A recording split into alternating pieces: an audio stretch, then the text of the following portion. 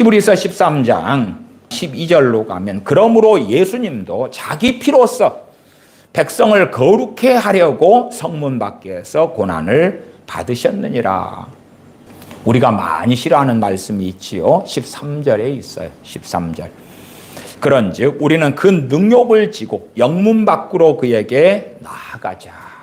그 능욕을 지고 영문 밖으로 그에게 나아가자. 대한민국에 신학교들이 많고요. 매년 신학교 졸업생들이 엄청나게 배출되어 오고 있어요. 그런데 교인 수는 급감하고 있어요. 과거에 잘 나갈 때는 20몇 % 했던 기독교인들, 4명 중에 1명이었던 기독교인들이 작년 목회데이트 연구소의 조사에 따르면 16.2%가 되었어요. 작년이 16.2%니까 저는 모르긴 몰라도 16% 아래로 떨어졌을 거라고 봐요. 지금 20대 같은 경우는 통합 측에서 조사한 바에 따르면 20대의 9%가 기독교인이고요. 30대는 10%가 기독교인이에요. 40대로 가면 15%, 50대로 가면 18%도 나오고요. 60대 이상은 그나마 상당히 많기도 하죠. 통합과 합동교단에서 올 가을 총회 때에 발표한 수치에 따르면 합동교단, 통합교단 공이 10만 명씩 교인이 줄었어요. 4% 이상씩 다 빠졌어요. 감리교단은 한 해가 6% 넘게 줄었어요. 그리고 앞으로는 그것이 더 가속화될 거라고 봐요. 근데 이제 신학생들은 많이 배출돼요. 목사가 많이 되죠. 목사 수는 많아지는데 말하자면 파이가 줄어들고 있잖아요. 그러면 어떻게 할 것이냐는 거죠. 그래서 지금 시대에는 목사의 이중직 문제, 직장, 직업을 가지면서 그러면서 목회를 하는 것. 저는 그 부분에 상당히 이제 찬성해요. 상당히. 사도 바울의 텐트 메이커의 일은 특별한 일이었습니다만은 이제는 목회를 하려면은 지금 시대에는 자기 믿음이라도 지키고 가족이라도 건사하고 그러려면 자기 직장 직업 가지고 대부분 좋은 자리에 들어가는 거. 대한민국 교회도 세습 얼마나 많이 해요? 세습. 제가 목회했던 여수에서는 가장 큰 교회, 3,000명 넘는 교회, 통합 측 음팍교회인데 그 교회도 목사님이 자기 아들한테 줘버리잖아요. 아들한테 세습해버려. 김사만 그런 사람도 그렇고 다 감리교도 다 세습이에요. 세습. 그리고 이제 중간 정도의 규모의 교회가 돼도 백그라운드 그런 것이 있을 때 그런 자리에 담임 목사 자리가 났을 때 들어갈 수 있어요. 그러니까 내가 경건하다고 대형교회 초대형교회 담임 목사 자리가 났는데 기도 좀 하면 들어갈 수 있다. 이미 교단, 교파, 교회 사정은 그렇게 되지 않아요. 그렇게 되지 않아. 경건하다고 큰 교회를 합니까? 경건하다고 저 초대형 교회 1년 연봉이 그냥 수억씩 주는 그 자리에 들어갈 수 있습니까? 못 들어가. 못 들어가. 그건 망상이에요. 더군다나 내가 깨어있고 성령 충만하면 나를 부흥사로 불러서 주로 부흥사 사례비가 목회자의 한 달 월급을 주거든요. 3일 부흥회를 하면 내가 어험 교회에서 월에 1,000만 원 받는 큰 목사야. 그러면 부흥사 사례비 1,000만 원이에요. 1,000만 원. 내가 교회에서 500만 원 월급 받는 사람이면 부흥회 사례비 500만 원 줘. 500만 원. 그러면 그것을 한 달에 4번 다니면 교회에서 월급 500 받지. 그 다음에 500, 500, 500, 500, 2,000만 원이 부흥회 사례비로 들어오지. 2,500을 받아. 그렇게 하는 그 소위 말하면 세상의 영광, 세상의 부를 얻는 자리에 내가 믿음이 좋으면 들어갈 수 있을까?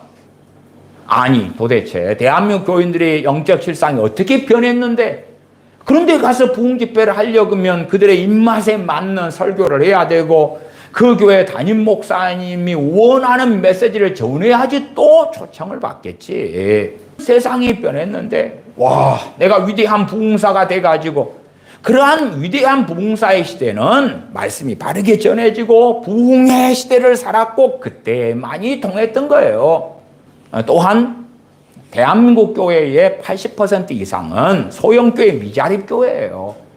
그러니까 목회자가 한 달 월급 챙겨가기 어려운 상황이라고요. 어려운 상황. 그런 데들이 태반인 거예요. 노후는 어떻게 해? 소형교회, 미자립교회의 목회자가 주변에 있으면 다 그 사람들, 그 목회자들은 주변 가족들을 괴롭혀. 가족들을 괴롭혀가지고 어떻게 하든지 돈을 뽑아내. 괴롭혀. 그 다음에 가족들이 주변에 살면 자기 교회로 강제로 끌어들여. 그런 사례들은 비일비재해 왔어요. 고통의 이유, 괴로움의 이유가 되는데 끊임없이 가스라이팅은 하나님이 기뻐하시어 복 주실 거야. 이것이 거룩한 일이야. 희생해, 헌신해. 그렇게 해오는 거예요. 대한민국의 목회자들은 많아지지 교인 수는 급감하지. 그러니까 목회자들의 생계 문제가 이제 심각해지는 거예요. 과거 70년대, 80년대라면 교회 예배당만 지어놓고 십자가만 세워놓으면 사람들이 모여들었어요. 그리고 그런 부흥회 때가 2000년 초까지 갔어요. 2000년 초까지. 그러나 지금은 전혀 다른 시대를 우리는 살고 있죠.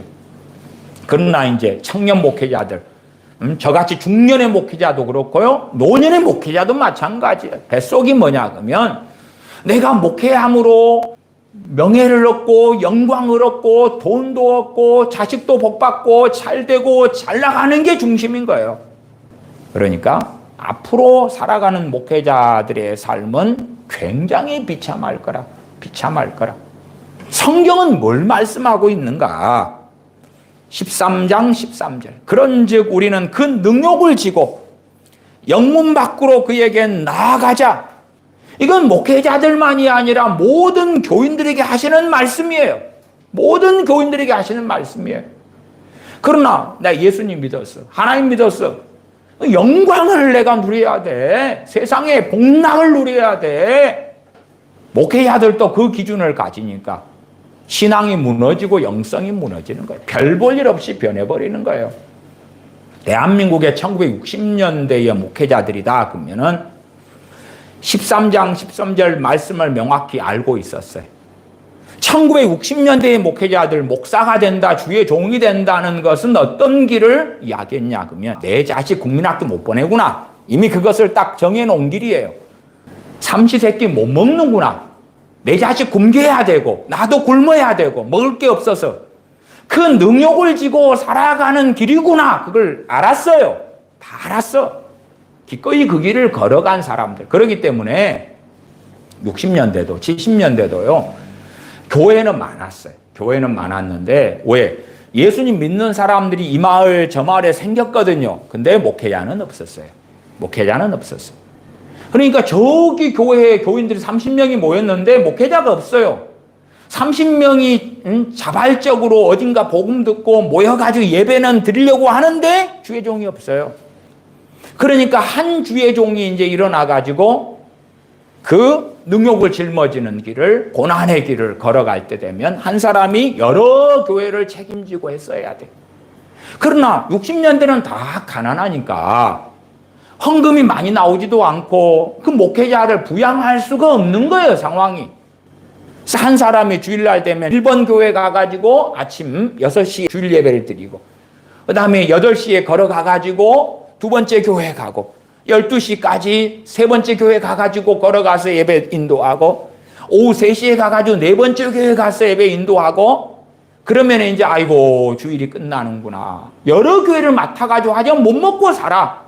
몇십 명 혹은 100명 된다 해도 얼마나 먹고 살기 어려웠는지 몰라요. 주의 종이 되는 길이 그 길로 이미 다 알고 그 길을 걸어갔어요. 목사 사모가 된다는 것도 그렇게 다른 평범한 교인들보다 더 못 먹고 못 마시고 힘들고 괴로운 길이라고 알고 그 길을 갔어요. 그러니까 사모가 되는 사명, 사모, 사명 그런 이야기를 할 수밖에 없는 거예요. 그 헌신, 그 결단이 준비된 여자들이 사모의 길을 걷기를 원했고 바랬던 거예요. 나 지금은 젊은 목사들, 중년의 목사, 사모 되시는 분들도 예수님 믿으면 잘 때 좋은 걸 누려, 좋은 걸 받아, 복 받아, 자녀가 잘 때 그 망상 속의 길을 걸어가요. 근데 이제 대한민국 교인들은 급격히 줄어들죠. 통합합동교단만 해가지고도 한 해 줄어든 것이 20만 명이 넘게 줄었으니까 그러면 작은 교단들 같은 경우는 얼마나 많이 줄었겠어요. 80% 이상이 소형교회, 미자립교회니까 그 목회자들은 어떻게 사냐? 그 말이 어떻게 살아? 문제는 기대감이 크지요? 원하는 게 크지요? 갈망이 크지요? 그만큼 비참하겠지. 앞으로는 정말로 이제 하나님을 섬기는 길이 어떠한 길인가 아는 목회자들만 믿음지키겠지. 믿음지키겠지. 자기가 목회하는 교인들은 더 줄어들어가. 막 깨어있고 기도하니까 교인이 늘어날 거야. 말도 안 되는 소리. 몇 년 지나면 지금 대한민국 교인이 반밖에 안 될 거예요. 근데 목사들은 더 많겠지. 더 많겠지. 훨씬 더 많아. 그러니까 목사들이 어떻게 내가 생존할 것인가. 이제 난장판이 돼버렸어요. 난장판이. 내 커피숍을 하다가 장사가 안 되면 폐업하면 되지. 빚은 지겠지요. 내가 목사가 됐어. 하나님 일 하다가. 그러다가 누구 모이는 사람 없고 사람도 없어. 그러면 그만둘까? 그것도 간단한 이야기가 아니죠. 쉬운 이야기가 아니죠. 이게 요즘에는요. 교인이 50명만 돼도요. 신학교 나온 사람이 50명 교회 안에가 5명, 10명씩 있는 교회도 많아요. 이게 전도사도 많고 목사도 많아요. 그러나 어디 어떻게 있을 데가 없으니까 그냥 그리 평신도처럼 다니기도 하고 기회를 노리기도 하고 어디에 들어가가지고 살그머니 그 교회 교인들을 좀 꼬셔가지고 데리고 나오려고 하기도 하고 별 수법을 쓰는 일들은 태반이야, 태반. 어찌 해야 될지를 모르는 한국교회의 상황이에요. 근데 뱃속 안에는 왜 하나님이 이러지? 내가 이렇게 헌신해가지고 신학하고 전도사 되고 목사 되고 그랬으면 내 인생의 길, 내 자녀들의 삶의 길을 하나님이 복주고 잘되게 하고 예비하고 준비하고 그러셔야 될 거 아니에요? 안 그러니까. 안 그러니까 이 아내가 불신앙으로 원망으로. 히브리서 13장 13절은 그런즉 우리는 그 능욕을 지고 영문 밖으로 그에게 나아가자 그래요. 12절은 주님께서 우리를 거룩히 하려고 그렇게 하셨다. 그러니 우리도 그렇게 하자. 사도 바울은 그리스도의 남은 고난을 내 육체에 채우노라 그랬죠. 근데 우리 믿는 사람들은 주님께서 우리를 거룩히 하시려고 피 흘리고 죽으셨기 때문에 우리에게는 이제 좋은 일밖에 없어. 좋은 일밖에. 우리가 기도하면 하나님은 다 들어줘야 돼.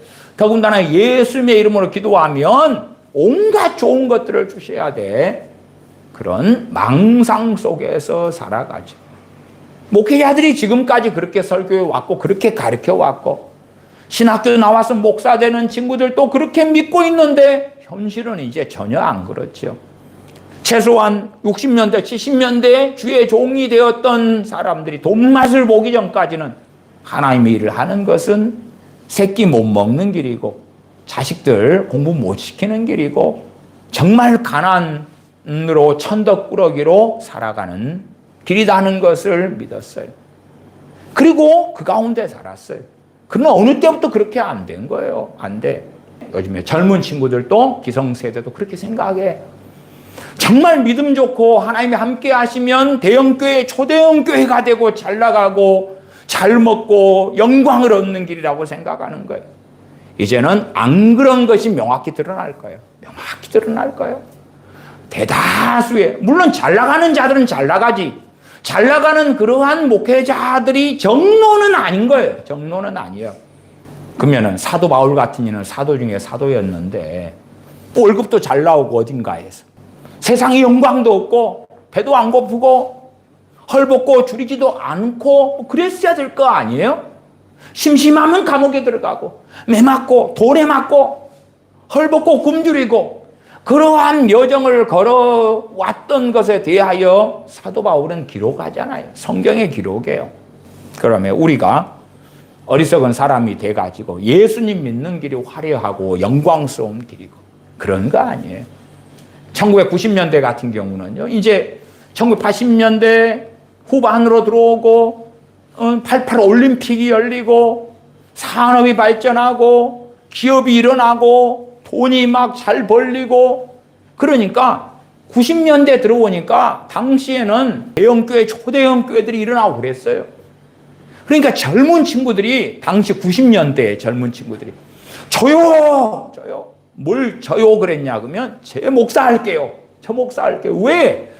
자유교회 목사님들이 이제 너무 잘 살게 됐거든. 공영교회만 돼도 나 차 사줘 그냥 집에 해줘 버려.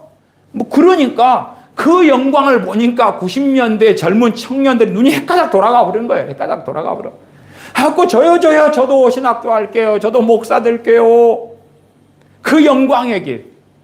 그러니까 그때의 사람들이 지금 같은 제 세대거나 그렇게 됐단 말이에요. 그러면 지금의 젊은 세대는 또 그걸 보고 살아왔어. 그걸 보고 살아와. 그러면 하나님께서 야 너희들 그 길 영광의 길 아닌데 이제 아닌데 자 떠나지. 교인들 떠나지. 예수님 부인하고 신앙생활 포기하고 떠나지. 누가 스스로 내가 부르지 않았는데도 내 일을 하겠다고 불법적으로 들어왔지. 그 다음에 사람들이 원하는 메시지를 너 마음대로 해왔지. 자, 너 먹고 살기 어려울 텐데 이제 너 어떻게 할까 두고 보자. 기껏해야 이제 직업 구하면서 이중직을 할 수 있겠죠. 저는 이중직에 반대하지 않고 이제는 그나마 그건 해야 된다고 말씀을 드리는 거예요. 해야 된다고. 이중직 이제 해야 돼 이제.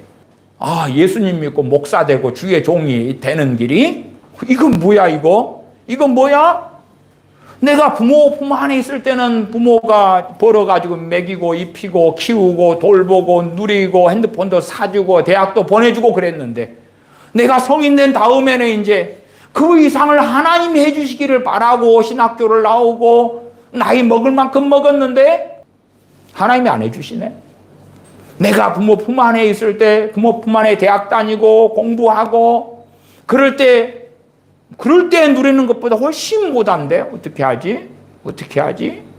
그러한 사람들이 목회자만이 아니라 이제 보통 평신도들, 교인들도 상당히 많은 삶 속에서 될 거예요. 우리가 기대하는 세상이 앞으로는 펼쳐지지 않는다 그 말이에요. 그러나 뱃속을 꽂히지 않으면 자기의 영광, 자기 사랑이 중심이 되니까 잃어버리는 것은 뭐라고요? 찬양, 찬미를 잃어버린다고. 찬양, 찬미의 중심은 뭔가? 13장 14절로 가면 우리가 여기는 영구한 도성이 없고 오직 장차 올 것을 찾나니 여기는 영구한 도성이 없다. 그런데 이 세상에서 영구한 도성 아방궁을 만들려고 애쓰고 살아가는 거예요. 마치 세상이 영원한 세상인 것처럼 거기에서 즐기고 먹고 마시고 사는 것에 온통 마음을 두고 살아가죠. 그러니까 찬양은 사라지죠. 장차 올 걸 기다리고 있으면 고대하고 있으면 찬양은 사라지지 않고 찬양을 버리지 않겠죠. 무엇보다도 우리 주 예수 그리스도의 대속의 은혜를 통한 천국계 아버지께 드리는 찬양이 사라지지 않겠죠.